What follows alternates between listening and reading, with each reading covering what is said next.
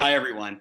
Um, so I have put, as Henry briefly mentioned already, I've put this brief together from a research project that I'm doing currently, which will take form in a monograph that will be published in the next few months. When I pitched the project to the foundation that is now funding it, I sold them on this premise. We keep thinking that Iran and others are going to get nuclear weapons in the Middle East. Some experts have actually been predicting that Iran was going to go nuclear, and they've been predicting that for now going on 2 decades. Now, this isn't to say that's not going to happen. In fact, we're obviously concerned that it will. But the bottom line is there's been so much thought, um, on why and when Iran will go nuclear, but not enough thought on why it hasn't happened yet. And so, what the project seeks to do is it seeks to look at the barriers that have prevented the bomb spread, and then it hopes to, and then what it's going to argue is that if we can build on those barriers, that hopefully we can continue to see a Middle East without a rapid spread of nuclear weapons. And at the end of the presentation, I'm going to suggest that if we build a loose coalition of Western and Middle Eastern states, that might be a vehicle through which we can hope to achieve that future. So, in brief, just to kind of give you guys a roadmap of where we're going, here are the 3 questions we're going to be answering. What are the biggest worries in terms of nuclear proliferation in the Middle East? But on the optimistic side, why hasn't anyone in the Middle East other than Israel gotten the bomb yet, despite the volatility of the region and going on an 8th decade of being in the nuclear era? Finally, what does its history suggest that we need to do moving forward to make sure that the bomb doesn't spread? And in brief, here are a few short answers. The concern is that after Iran gets the bomb, that others will follow. But I suggest that looking backwards, that Western opposition, the limited utility of nukes to ensure regime survival, and the need to deal with more urgent military and economic programs have all been barriers to the bomb spreading. Finally, as I mentioned briefly, if we could form a coalition that strengthened Middle Eastern states and prevented regime-threatening wars, we could hopefully continue this nuclear inhibition. So, this is the map that I like to joke with Henry I call Charlotte's Web, which is a child's book that I read growing up. It's messy. And what this shows is the worst case scenario, but it's a plausible scenario. This is a scenario where Iran gets nuclear weapons, and then Saudi follows, and we have reason to believe Saudi would follow. In fact, as many of you know, MBS has told us that if Iran were to go nuclear, his country will be in position to do the same. And we've also heard from Recep Tayyip Erdogan in Turkey, who said that he's railed against the NPT. He said that, how come Israel and Pakistan and India are able to get nuclear weapons and not us? And, he's not just talking, he's building a robust nuclear program. They're building Russian-made nuclear reactor in the south at Akuyu, and he's training hundreds of scientists in Moscow. I'm not a technical expert, but I'm told that running the Akuyu plant wouldn't require that many experts. So clearly he's building up for something. So focusing in on those 3 countries is going to be the key of the project, and not just Iran. Let's see. There we go. So let's talk about the 3 barriers. I've laid out sort of a bit of a grim future. Those are possibilities, but I have optimism. I'm a young person. I've got a lot of optimism about the Middle East. Maybe that's naive at this point, but let's talk about the 3 barriers, because so far only one country has the bomb, as we know. First of all, the West has done much to prevent the bomb spread. And I'm going to talk about 4 things the West does, 4 tools at their disposal that they've used successfully. There are, of course, a handful of others, but these stand out the most. The first is that the West has conducted airstrikes and cyber attacks. I'm not going to go through all of these, but just to give you an example, in 1991, after we were able to expel Saddam Hussein from Iraq, we had a series of airstrikes in conjunction with the British across most of the central Sunni portion of Iraq. And we didn't know at the time, but in hindsight, we were able to hit several very important nuclear facilities, and that played a role in getting Saddam to decide to pause his nuclear program. But it wasn't the only thing that caused him to pause. States have also paused their nuclear programs or ended them because of the impact of economic sanctions by the West, but also because of the impact of economic incentives to stop trying to pursue nuclear weapons. Let's just briefly look, and let's focus in on the left at the Iran economic woes, and you can see just how powerful Western sanctions are. Take a look at what happened after Obama ratcheted up sanctions in 2012 and 2013, leading up to the JCPOA. 8% loss of GDP over 2 years, another 1.6 in the year leading into the agreement. It's no coincidence that they came to the table. It's no coincidence that they want to come to the table again right now. Look at what Trump and the Trump administration were able to do when they put sanctions on Iran again in 2018 and withdrew from the nuclear deal. We're talking about 14% decline in GDP. That's like Great Depression numbers. Similar story when you look at Libya during the 90s and early 2000s, particularly the early 2000s. If you look at Libya in 1992, I mean, they're on a pathway to become a middle-income country. If you look ahead to the red in the bottom right of your screen, we're looking at 2001, 2002. You see an absolute nosedive. Now, just to show you how tied their economy was to sanctions, in 99, some of the UN sanctions that were placed on Libya after the Lockerbie bombing were lifted. And you can see they're back on the pathway to growth. But then President Bush comes into office. He alters the 1996 Iran-Libya sanctions package so that now even a smaller threshold of investment is allowed going into Libya, and the economy tanks. It's not a coincidence that within a year he's at the table. There are other factors like interdiction, stopping materials that were coming into Libya that were a fact, but clearly sanctions were central to getting Libya to come to the table. So let's not forget that the Middle East is the most heavily inspected region for nuclear weapons in the world. Every country is a member of the IAEA, of course. Every country other than Israel is a member to the NPT, which means that they are subject to substantial comprehensive safeguards. There are several states, including some of the previously problematic proliferators, that now have additional protocols which allow for anytime inspections and more thorough inspections.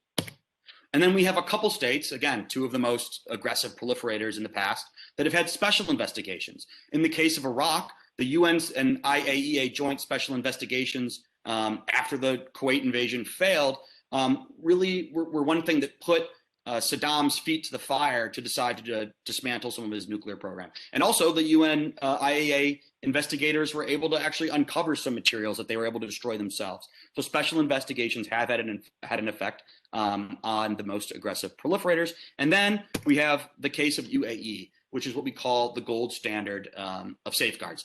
The UAE, of course, has a major nuclear power plant, the Barakah nuclear power plant, and they have agreed to produce no nuclear fuels in country. So they're importing all of that from nuclear suppliers. And we'd like to see that spread to other states in what I'll mention, at the end of the program on the coalition. That's one thing we'd like to see spread. Finally, we're still talking about how the West has opposed the spread of nuclear weapons, which is in the Middle East, which is our first barrier. Security assurances are something that, very rarely are explicitly tied to preventing the spread of nuclear weapons, but they have that effect implicitly. If you look at the case of Turkey, it's a sophisticated country with an advanced economy in a very dangerous part of the world.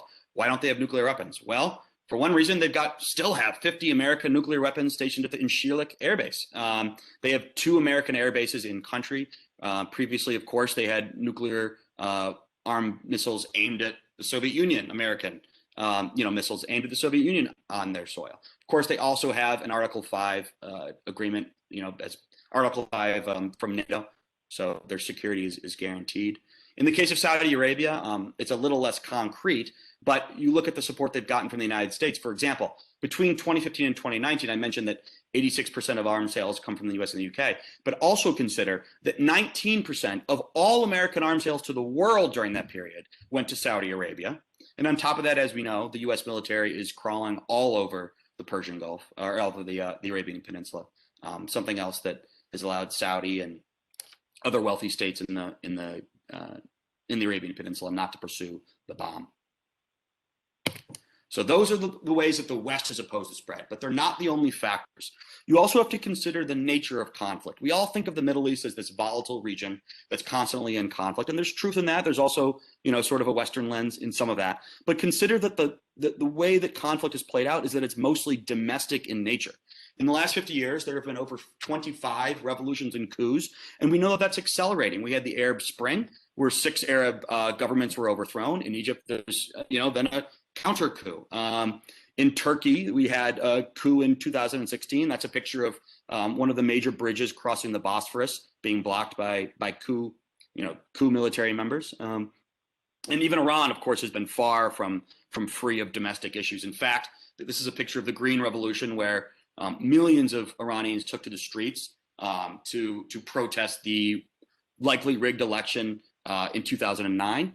But the protests that are going on in 2019 and 2020, which don't seem to be even anywhere near their conclusion right now in Iran, are protests that brought the Ayatollah to say that he thought that their regime was on the brink. So states all across the Middle East are concerned about domestic unrest, and that's something that nuclear weapons do not address. And at the same time, there really have been a shockingly few conventional large-scale invasions that have taken place in recent years, in the last half century, in the Middle East. If you look at the four major invasions that I've highlighted here, consider the fact that other than Kuwait, which was of course invaded by Iraq, the other three countries that have been on the brink or have considered themselves on the brink, which would be of course Israel in 1973 after the successful early success of the surprise attack by Sadat's Egypt, Iran and Iraq, both at various points in the war, weren't sure if they were going to lose territory. For Iraq, the Iranians were 70 miles southeast of Baghdad at one point. I think it was in 1985. So it's not a coincidence that those three countries are the three most aggressive proliferators in the Middle East. Also, there's another thing to consider when thinking about the fact that domestic rule in the Middle East is unstable. And that's that leaders who are paranoid about being overthrown. I use the word paranoid, but obviously what my facts have shown is that there's reason for that paranoia. But those leaders are often disorganized and they're often distracted. Let's talk about the case of Saddam Hussein. He was overseeing, for the early years, he was overseeing the nuclear program directly. He was also directly overseeing an 8-year war of survival against the Iranians. He was also directly overseeing a chemical and biological weapons program, of course, using the chemical weapons against the Iranians and against his own people. So it's no coincidence that a guy who had no background in nuclear technologies wasn't able to really push his scientists in the right direction, wasn't able to hold them accountable. And it's a relatively similar story for Gaddafi as well. When Gaddafi gave up his nuclear weapons program in 2003, we now know he really wasn't even that close yet in really understanding how to put together the components that he had purchased from abroad. So barrier 3 to the bomb spread in the Middle East is somewhat related to barrier 2, but there are some states that have also pursued nuclear weapons. Have pursued at least advanced nuclear programs in the case of Nasser that we believe were likely on a pathway to nuclear weapons. But then some of those states, like Egypt's Nasser, have decided to give them up because there were more pressing civil and economic demands.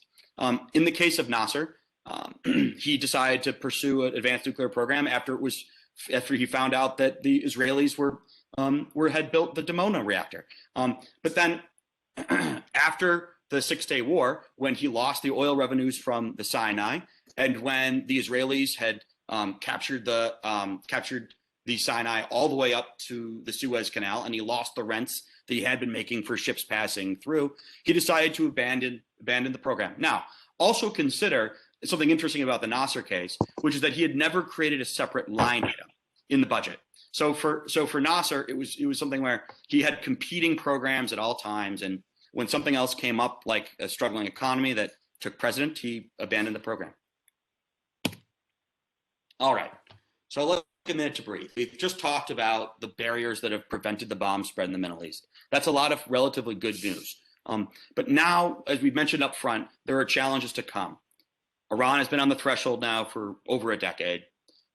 Saudi Arabia said they would get a nuclear weapon if Iran did, and they're secretly building a program with the Chinese. And of course, Turkey has railed against the hypocrisy of the NPT, and they're building a robust nuclear program.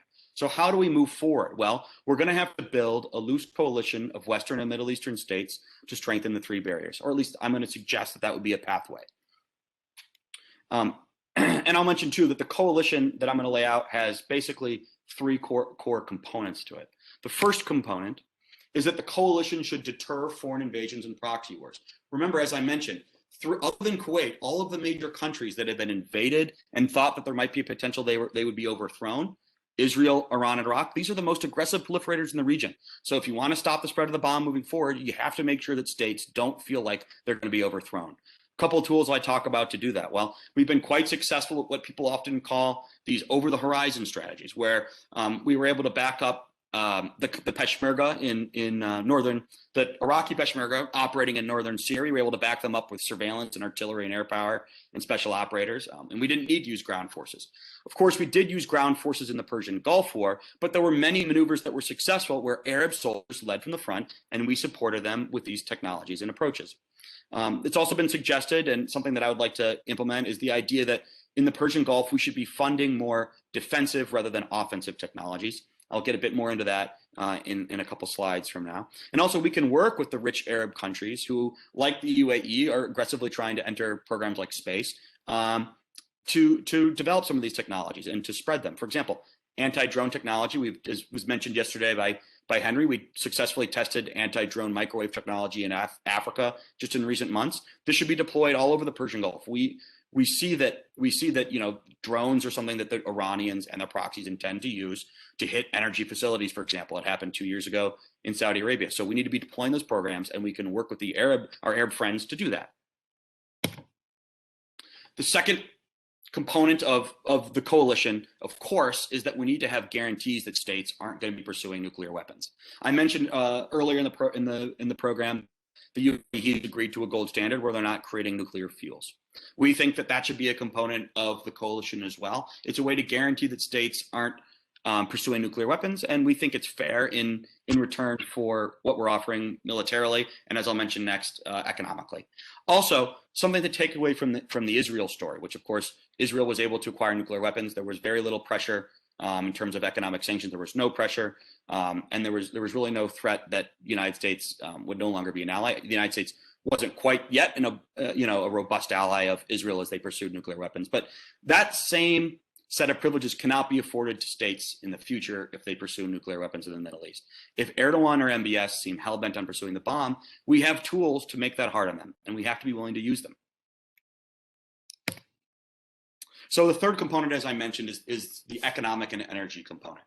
First part that I've seen mentioned several times now by folks is that we need to establish a forum among states that works for Middle Eastern states in order to settle the energy, water, maritime, other disputes that have come up. Consider what's going on in the Eastern Med. If you could get Turkey and Egypt, for example, into a coalition such as the one I'm proposing, perhaps with the United States, trying to help along the way, we could get agreements on who gets to pump where and settle those gas disputes. If you look at, for example, trying to get some of the smaller Arab states to enter the coalition, which shouldn't be overlooked. One of the problems with some of the past efforts at trying to create multilateral agreements is that smaller Arab states have said, this really seems like it's about the United States and it's about Saudi Arabia. But the reality is, if you can get states like Oman, states that we have fantastic relations with, but also have insight and connections in Iran, these are things that I think are necessary for the coalition. And you can do that by doing things like boosting funding for Arab schools. Right now, the World Bank, as I mentioned here, the World Bank is doing a lot of exciting work in Egypt, where they've actually committed to $500 million in Egypt for education. We'd like to see some of that spread to other potential coalition partners. What I'm really trying to show you here with this slide is that I'm not really offering anything in the macro that's brand new. What I'm trying to do is distill down programs that have been offered by other people that are respected in the policy community here and abroad, and turn them into something that's more coherent and more packaged with a core mission. So take the fact that the UAE and the United States have been doing joint training exercises in the UAE, but a lot of these training exercises are focused on offensive military power. For example, the UAE has a massive air force, and we train on offensive weaponry with them. I'm suggesting that let's develop these training centers further. Let's make them multilateral more consistently, and let's be training on defensive and both defensive technology, but also defensive maneuvers. Like we mentioned, where over-the-horizon support by the U.S. and Western states is supporting Arab ground forces. Also, I want to mention that this is a program that excites me as someone who is always looking to be pragmatic and nonpartisan, because both Republicans and Democrats have suggested elements of the coalition. For example, in Foreign Affairs just last week, I was reading a piece by Senator Chris Murphy, and he outlines how the United States should be selling more defensive and fewer offensive weapons to the Gulf. The Heritage Foundation, in a report in 2020, said the United States should be pursuing a strategic alliance in the Middle East. What they said was some of the problems with past efforts is that they lacked a mission. So I believe that preventing the spread of nuclear weapons can provide that mission. And finally, both of our last two presidents, President Trump and Obama, at certain points in their presidency, made pushes for multilateral alliances. Now, what's going to make me different than the pushes that were unsuccessful by Obama and by Trump are that I'm willing to start small. And I think starting small will do just as much as starting large, frankly, to make Middle Eastern states realize that the United States and its friends aren't going anywhere. And so they don't need to develop nuclear weapons in order to ensure their survival.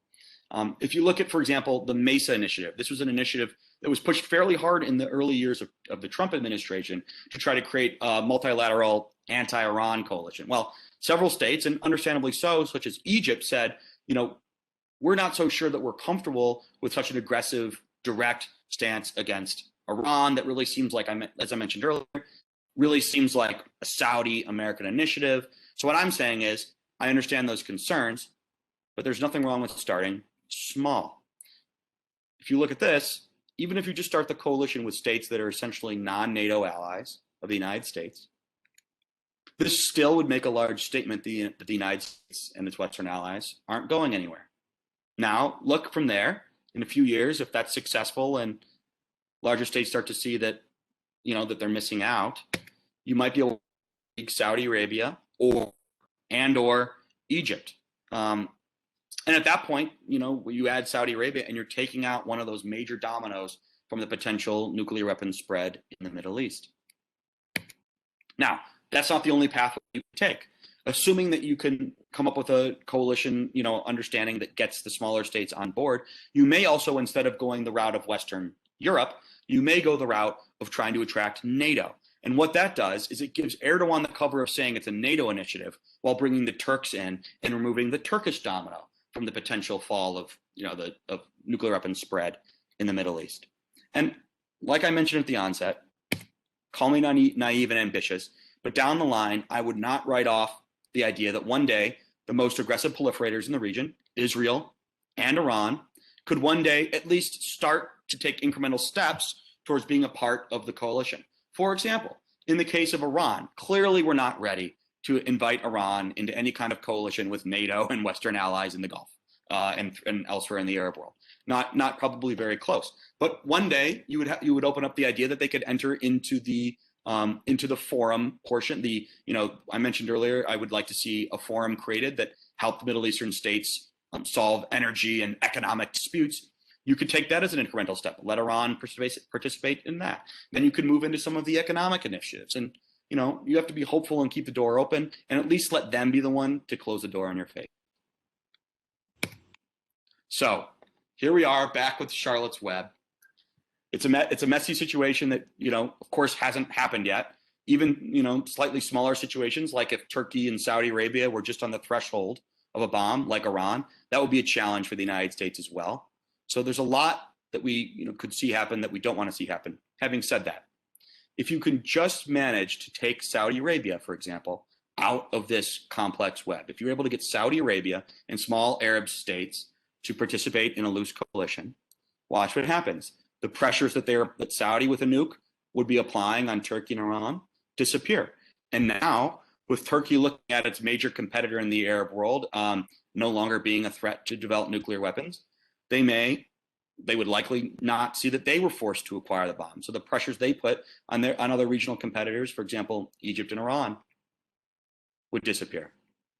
And now for Iran, we know that for 17 years they've had a nuclear program that they've been, have mastered the complete nuclear fuel cycle and so forth, and yet they haven't gone over the threshold. If they knew that Turkey and Saudi Arabia were safe, that they weren't going nuclear, then at the minimum, you wouldn't think that they would go beyond remaining on the threshold, and maybe optimistically one day they would just back some of their fuel making capability. So you take them off the map. And then Egypt, the state that deserves a lot of credit for being the one that has been the most open and serious about potentially creating a nuclear weapons-free Middle East, I can't really imagine a scenario very clearly where they would be the one that triggered the proliferation spread in the Middle East. So you take them off, and now that looks like a much cleaner map than Charlotte's Web. Anyway, I appreciate your time. That's the extent of my presentation, and I really look forward to your questions and comments.